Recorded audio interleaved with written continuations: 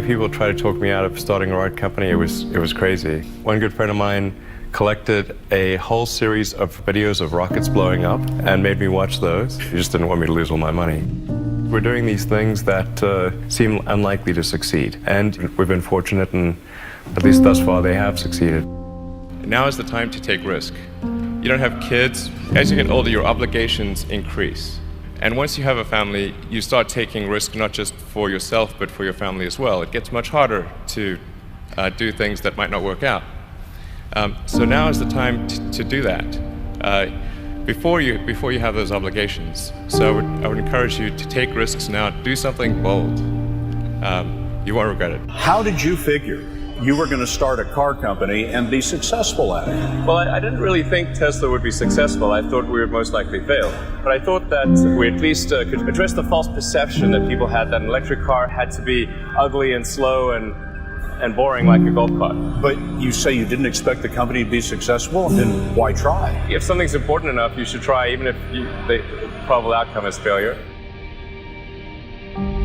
Or how do you think about making a decision when everyone tells you this is a crazy idea? Or where do you get the internal strength to do that? Well, first of all, I'd say I actually think I feel fear quite strongly. So it's not as though I just have the absence of fear.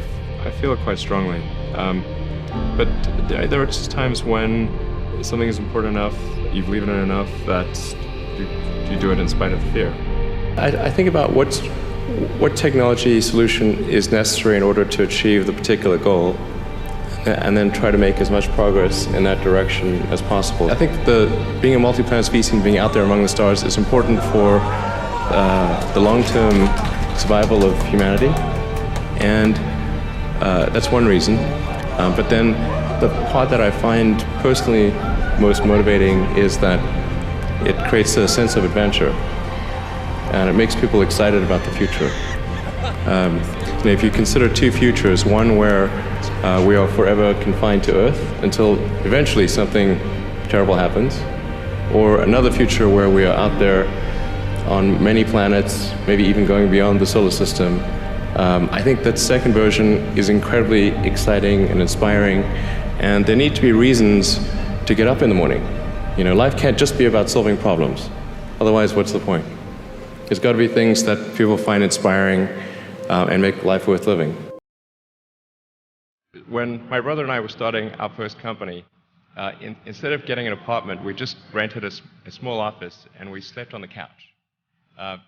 And we showered at the YMCA. And we're so hot up, we had one computer, so the website was up during the day, and I was coding at night. 7 days a week, all the time.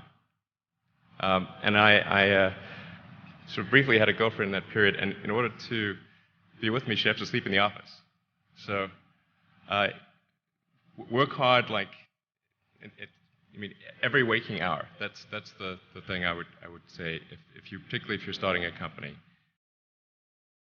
Whatever area that you get into, given that even if you're the best, there's always a chance of failure.